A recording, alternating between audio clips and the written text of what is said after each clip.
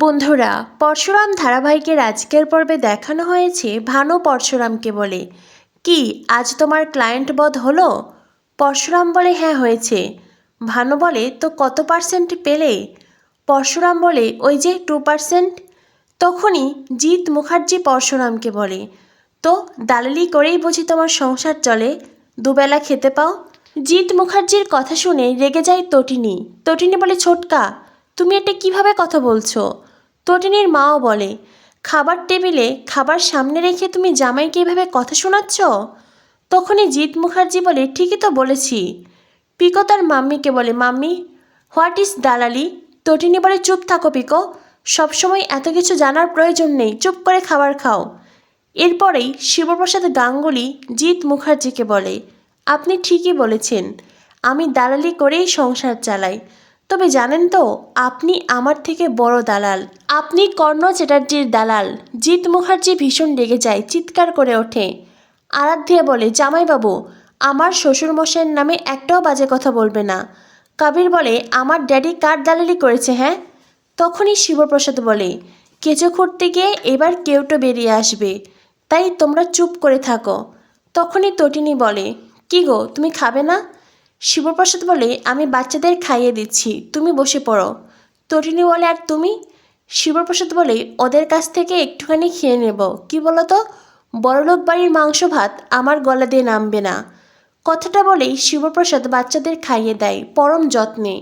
তখনই তটিনীর ফোনে কল আসে। তটিনী ফোনের ওপাশে কাউকে একজনকে বলে, আপনি ওইটা 5 কেজি রাখুন, আর ওইটা 430 গ্রাম রাখুন।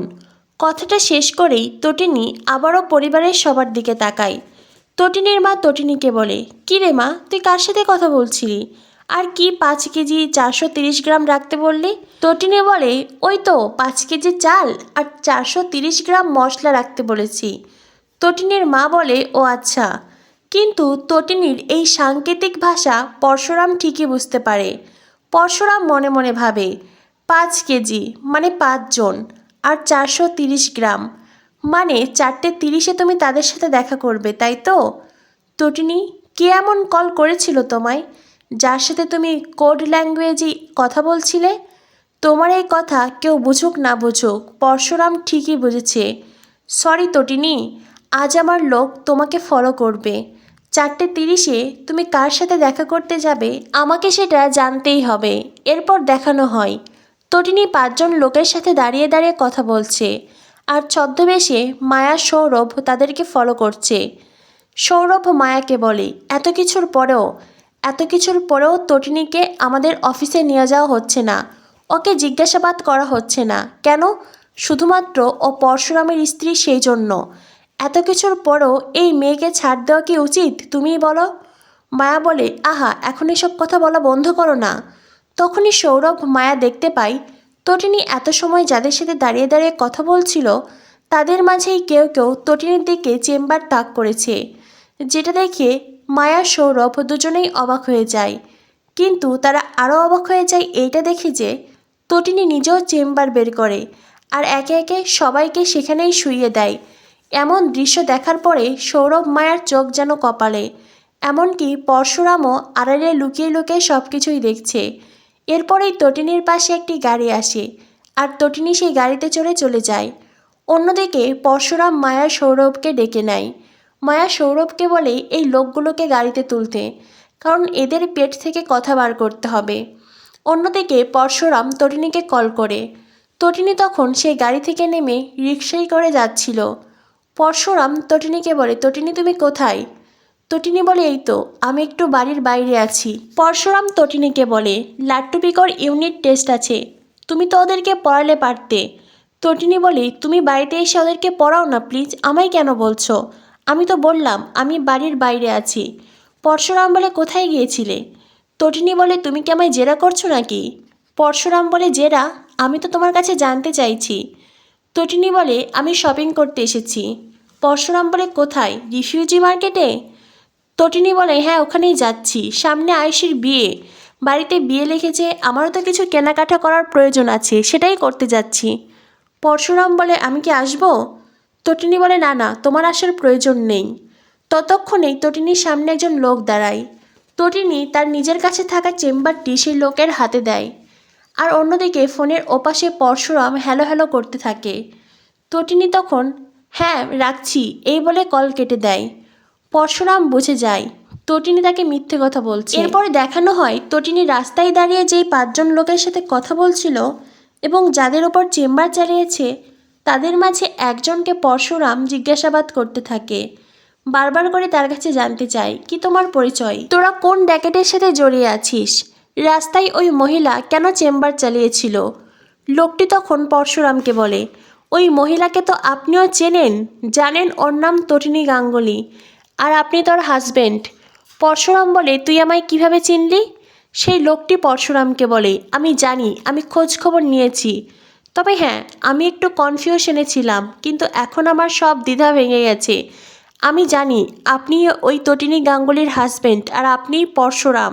লোকটি বারবার করে পরশুরামকে বলে আমার হাত দিয়ে ব্লাড বের হচ্ছে, দয়া করে আমাকে হসপিটালে নিয়ে যান। মায়াও বারবার করে বলে বস ওনার হাত দিয়ে তো ব্লাড আসছে, ওনাকে হসপিটালে নিয়ে যাওয়ার প্রয়োজন, নইলে উনি বাঁচবে না। পরশুরাম মায়াকে বলে ওকে যেই প্রশ্ন করছি সেটার উত্তর দিতে বলো, নইলেও এমনিতেও দুনিয়ার মুখ দেখতে পারবে না। তখনই তটিনীর কল আসে। তটিনী জানতে চায় শিবপ্রসাদ কোথায় আছে। পরশুরাম তখন বানিয়ে বানিয়ে একটা কথা বলে। পাশ থেকে সেই লোকটি চিৎকার করে ওঠে। পরশুরামের কথায় মায়া গিয়ে সেই লোকটির মুখ চেপে ধরার কারণে তটিনী কিছুই বুঝতে পারে না। পরশুরাম আবারও সেই লোকটির কাছে জানতে চায় সেই লোকটি আসলে কে, কি তার পরিচয়, তটিনীর সাথে তার কিভাবে সম্পর্ক, কিন্তু সেই লোকটি একটাও কথা বলতে চায় না। তখনই জিৎ মুখার্জি পরশুরামকে কল করে। জিৎ মুখার্জি পরশুরামকে বলে জামাই জানো তটিনী রাস্তায় একটা ঝামেলায় পড়েছে, শুনলাম সেখানে নাকি চেম্বার চালিয়েছে।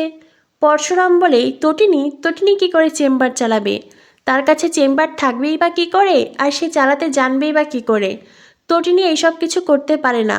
তখনই জিৎ মুখার্জি পরশুরামকে বলে একজন সাংবাদিক তটিনীর ছবি তুলেছে, ছবিতে স্পষ্টভাবে সব কিছু দেখা যাচ্ছে। এইবার যদি সেই মিডিয়ার লোক ছবিটি নিউজ পেপারে দেয় তবে তো কাল বড় বড় করে হেডলাইন বের হবে, তখন তোমার মান সম্মান থাকবে, তটিনীর খোলসটাও তখন বেরিয়ে আসবে। আচ্ছা কেমন স্বামী স্ত্রীর সম্পর্ক তোমাদের, হ্যাঁ, যে নিজের স্ত্রীর ব্যাপারে কোনো খোঁজ রাখো না, কিছুই জানো না। খুব তো বলো তোমাদের নাকি সুখের সংসার, এই তোমাদের সুখের সংসারের নমুনা, যেখানে ভালোবাসা নেই, বিশ্বাস নেই, ভরসা নেই, আছে শুধু এক পাহাড় দূরত্ব। স্বামী স্ত্রী তোমরা শুধু একে অন্যের সাথে অভিনয় করে যাচ্ছ। ফোনের ওপাশ থেকে পরশুরাম চিৎকার করে ওঠে। জিৎ মুখার্জিকে জোরে ধমক দেয়। জিৎ মুখার্জিও পরশুরামকে ধমক দেয়। এক পর্যায়ে সেই লোকটি চিৎকার করে পরশুরামের পরিচয় জিৎ মুখার্জিকে দিতে চায়। পরশুরাম তার দিকেই চেম্বার তাক করে আর তাকে একেবারে শেষ করে ফেলে। অন্যদিকে জিৎ মুখার্জি কিছুই বুঝতে পারে না, কল কেটে দেয়। তটিনী এসে জিৎ মুখার্জির কাঁধে হাত রাখে। জিৎ মুখার্জি বলে কি তুই? তটিনী বলে ছোটকা তুমি যেই লোকটিকে আমার পেছনে পাঠিয়েছিলে ছবি তুলতে, সেই লোকটি ছবি তুলতে পারেনি, কাল নিউজ পেপারে সেই ছবি প্রকাশ পাবে না। তটিনী যেতে চাইলেই জিৎ মুখার্জি বলে কিন্তু তুই কে, কি তোর আসল পরিচয়, হ্যাঁ, কি খেলা খেলছিস তুই? তটিনী বলে আমি হলাম তটিনী গাঙ্গুলি, শিবপ্রসাদ গাঙ্গুলির স্ত্রী, তোমার ভাইজি লাট্টু পিকোর মা। আপাতত এতটুকু পরিচয় নিয়েই বেঁচে থাকো, এর বেশি কিছু জানতে চেও না, আর যদি জানতে পারো তবে সেদিন তোমার পায়ের তলা থেকে মাটি সরে যাবে।